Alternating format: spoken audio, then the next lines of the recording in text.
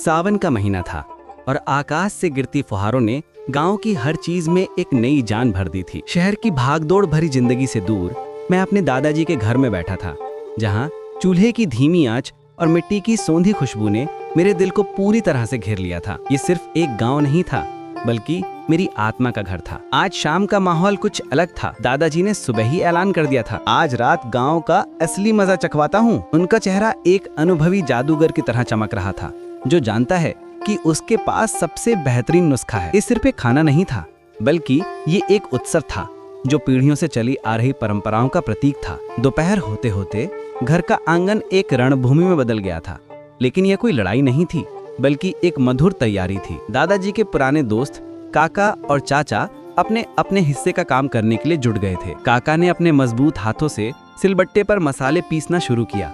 अदरक, लहसुन, प्याज और हरी मिर्च की तीखी सुगंध हवा में तैरने लगी। मैं वहीं खड़ा था, मंत्रमुग्ध होकर इस दृश्य को देख रहा था। ये कोई मशीन का काम नहीं था, बल्कि एक कला थी, जिसमें हर हाथ की हरकत के साथ स्वाद की एक नई परत जुड़ रही थी। फिर बारी आई मटन की। गांव के सबसे बेहतरीन देसी बकरे का ताजा मटन, जिसे बड़े सलीके से छोटे छोटे टुकड़ों में काटा गया था। दादाजी ने एक विशाल पीतल के पतीले में सरसों का तेल डाला। जब तेल से धुआं उठने लगा तो उन्होंने उसमें तेज पत्ता, लौंग, दालचीनी और इलायची जैसे खड़े मसाले डाले। उनकी खनक और खुशबू ने वातावरण को और भी रोमांचक बना दिया। इसके बाद बारीक कटा हुआ प्याज डाला गया। धीमी आंच पर प्याज को भूनने की कला देखकर मैं दंग रह गया। दादाजी प्याज को तब तक भूनते रहे जब तक वह भूरा और मीठा ना हो गया। फिर मटन के टुकड़े डाले गए। मटन की भुनाई का ये चरण इस पूरे व्यंजन का सबसे महत्वपूर्ण हिस्सा था। दादाजी अपने अनुभवी आंखों से सब कुछ देख रहे थे। वे बीच बीच में मटन को चलाते रहते, जैसे कोई कुशल संगीतकार अपने वाद्य यंत्र को बजा रहा हो। हर पल स्वाद की एक नई कहानी लिखी जा रही थी। मैंने दादाजी से पूछा, दादाजी आप इतना धैर्य कैसे रखते हैं? वे मुस्कुराए और बोले, बेटा, ये सिर्फ खाना नहीं है, इसमें हमारे गांव की मिट्टी की खुशबू है, हमारे खेतों की मेहनत है और सबसे बढ़कर हमारे रिश्तों का प्यार है। उनकी बात मेरे दिल को छू गई। शहर में जहां हर कोई हर चीज जल्दी चाहता है, यहाँ हर पल को उसके पूरे रस के साथ जिया जाता है। मटन की खुशबू अब इतनी तेज हो गई थी कि दूर से भी लोग हमारे घर के पास से गुजरते हुए पूछने लगे, रामू भाई आज क्या बन रहा है? खुशबू तो पूरे गांव में फैल गई है। करीब 3 घंटे की कड़ी मेहनत के बाद मटन लगभग तैयार हो गया था।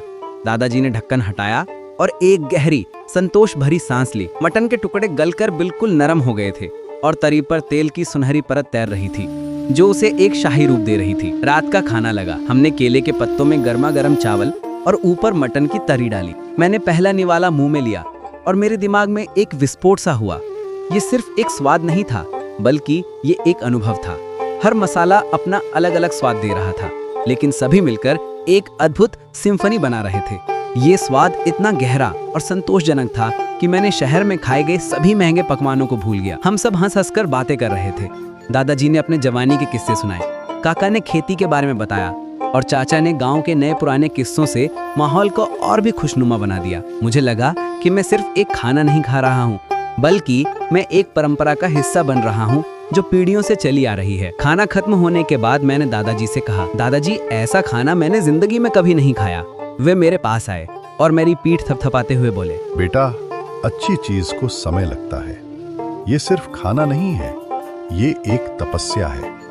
अगर तुम इसे जल्दी जल्दी पकाओगे तो स्वाद का जादू गायब हो जाएगा। रात मैंने ये महसूस किया कि जिंदगी की सबसे बड़ी खुशियां छोटी छोटी चीजों में छुपी होती हैं। गांव का देसी मटन सिर्फ एक व्यंजन नहीं था, बल्कि ये एक अविस्मरणीय अनुभव था, जो हमेशा मेरे दिल में एक खास जगह बनाए रखेगा।